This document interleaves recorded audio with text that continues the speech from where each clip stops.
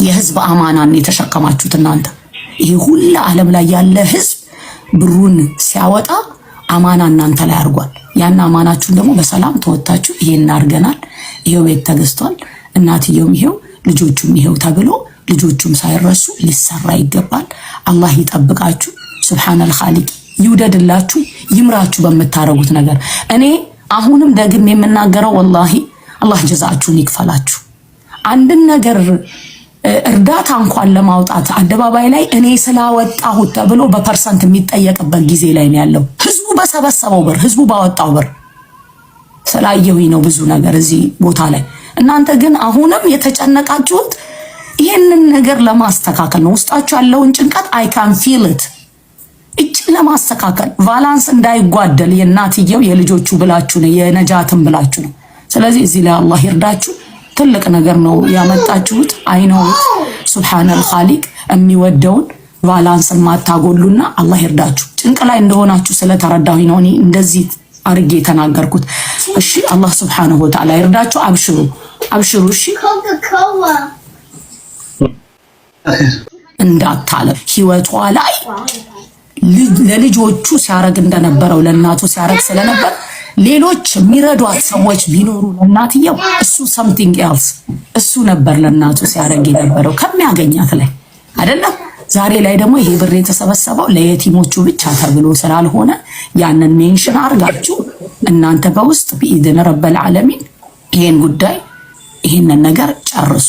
እሷም አልገፋችም፣ ግን እንደ ሐሳብ ስላመጣችሁት እዛ ላይ አስተያየት መስጠት ግድ ስለሚል ነው። ምክንያቱም አሁን ላይ ነግሬያችኋለሁ። እህታችን የምታስታውሱ ከሆነ ከ2 ወር በላይ ላይቭ ላይ ቁጭ ብለን ብር የተሰበሰበላት እህት አለች። እስካሁን ያለችው ሳዑዲ ነው። አልገባች ጉዳዩ መንግስት ይዞት ዲፕሎማቲክ ተመድቦ እስካሁን ለምን ይቺ ልጅ አልተሳፈረችም ተብሎ የሷን አገር ቤት መግባት እየጠበቅን ነው። የተሰበሰበው ብር ሞልቶ አካውንት ውስጥ ገብቶ ሰውየው ተረክቦ እሷ አልተፈታችም። ቀሪ ግን የተረፈ ብር አለ ኢትዮጵያ የተቀመጠ።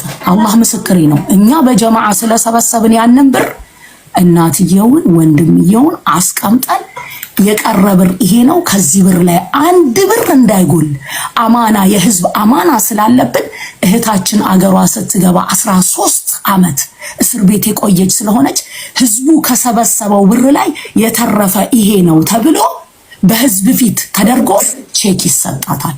ለእናንተ አልተሰበሰበም። እሷ ከወሰደች በኋላ ለእናቷ መስጠት ትችላለች፣ ለወንድሞቿ ማድረግ ትችላለች፣ መብቷ ነው። እኛ ግን የሰበሰብነው ለማን ብለን ነው? ለሌላ ኑር ሰቦ ተብሎ ነው። የሌላ ኑር ሰቦ መግባት እየተጠባበቅን ነው እኛ ያለነው በየቀኑ።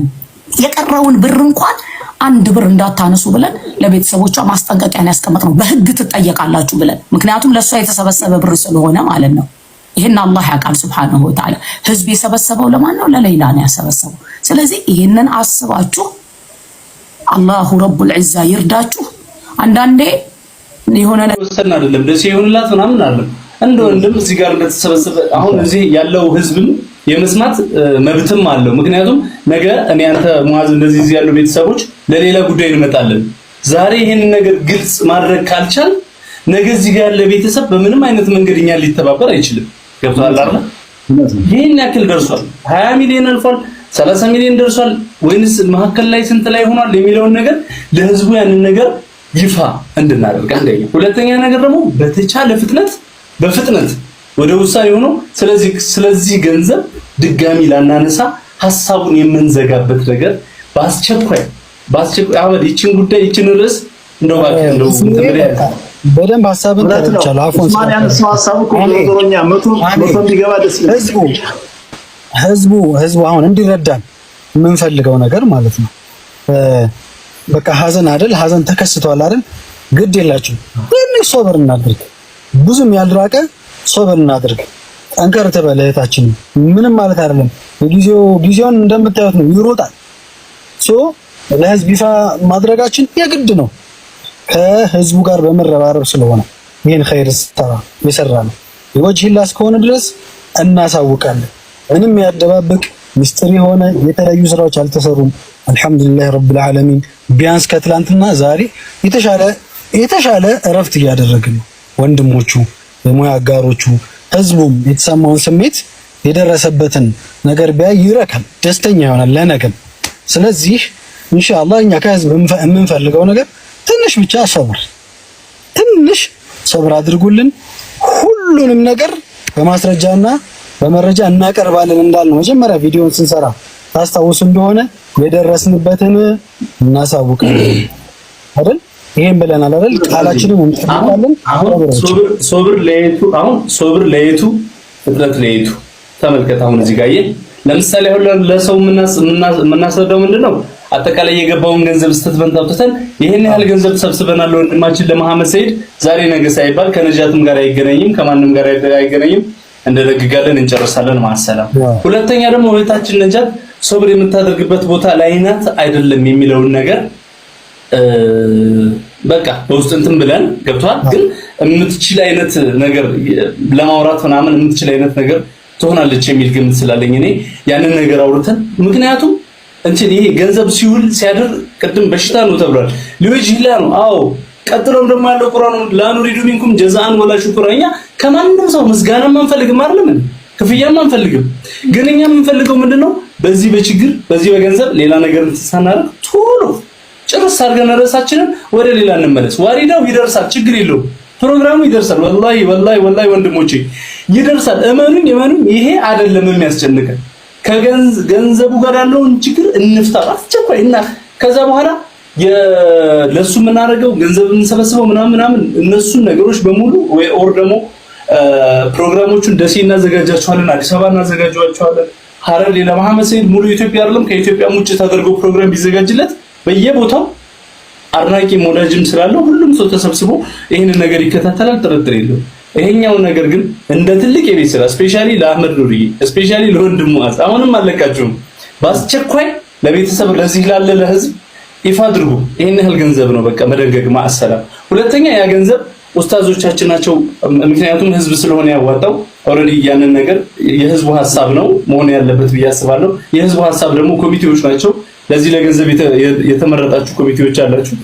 እንግዲህ ዋናው ኡስታዛችን አቡበከርና ሌሎችም ኡስታዞች ናችሁ። ቶሎ ወደ ውሳኔ ቶሎ አለይክ የቤት ስራ ናራዋ ተቀጠለ ጥቅም ስላለው የተሻለ ነገር ለማድረግ ጥቅም ስላለው የገንዘቡ መጨመር ስቲል አሁንም እየገቡ ያሉ የነየቱ ሰዎች ምናምን እያስገቡ ስለሆነ ያኒ ይታወቃል ማለት የሆነ ቢያንስ ከፍላጎታችን በላይ የመጡ ኢንካሞች እንዳሉ ኦልሞስት ይታወቃልና አሁን ምንድነው ልክ ይሄን ያህል ሆነ ብሎ ለመወሰን እንዳልከው ከኮሚቴው ጋር ቀደም አህሜ መግቢያ ላይ እንደተናገረው ቤቶችን ቢያንስ ቤት ያልነውን ቃል የተናገርነው ነገር አለ። ቢያንስ የቤቱ ፕሮሰስ ላይ እንደሆንን ከዚህ ወገን ከዛ ወገን ተሰብስቦ ይሄን አማራጭ እንደሰጠናቸው ለሐሳቡ ቅርብ ሆነው እነሱ የሚፈልጉትን ቤት ቀደም እንዳወራ ነው ማለት ነው። ያን ሐሳብ ቢያንስ እያመቻቸን ስራዎችን እየሰራ ነው። ያው ዝም አላልንም ለማለት ነውና እንዳልከው ግን ኡስሚ ፋይናሊ መምጣታችን አይቀርም።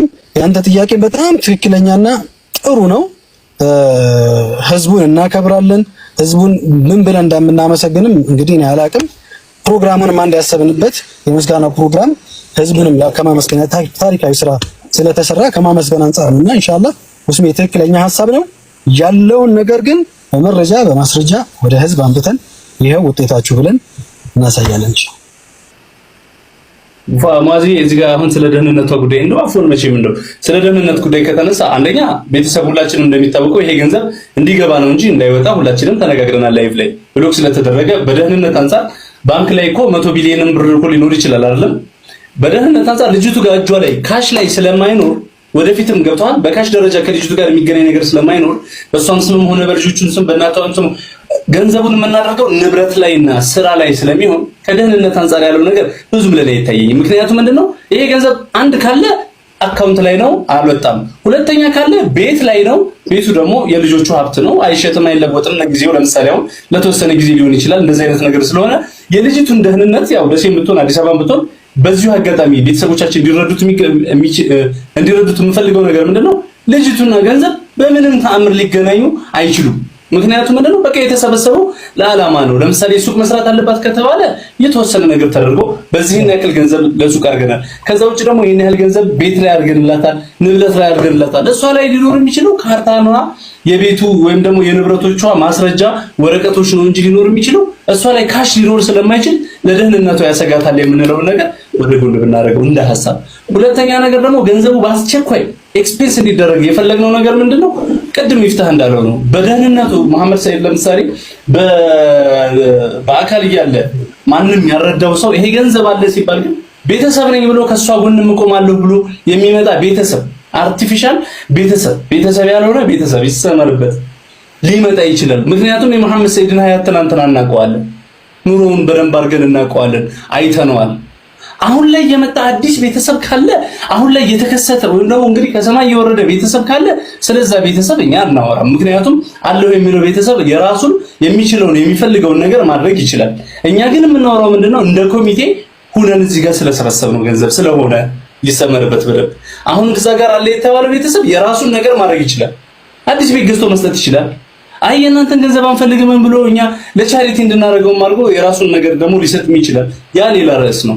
የኛ ነገር ግን ምንድነው እኛ እንደ ወንድሞቹ ማስታወሻ ብለን ያዘጋጀንላቸውን ነገር በንብረት አድርገን ለልጆቹ ሴፍቲ፣ ለእናቱ ደህንነት፣ ለባለቤቱ ደግሞ ማረፊያ አድርገን እኛ የራሳችንን ነገር እንሰጣለን።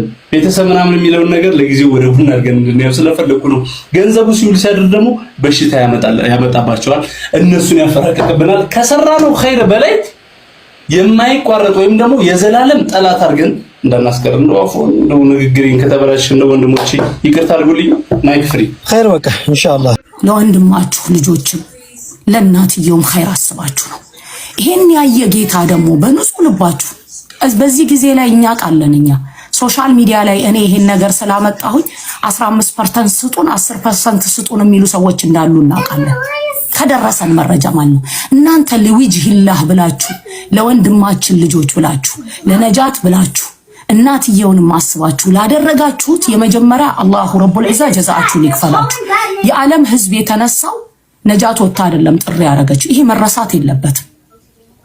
ሐቅ አላህ ይወዳልና ሱብሃነሁ ወተዓላ። ይሄ ሁሉ የኢትዮጵያ ህዝብ የተነሳው እናንተ ጉዳዩን አደባባይ ላይ አምጥታችሁ ነው።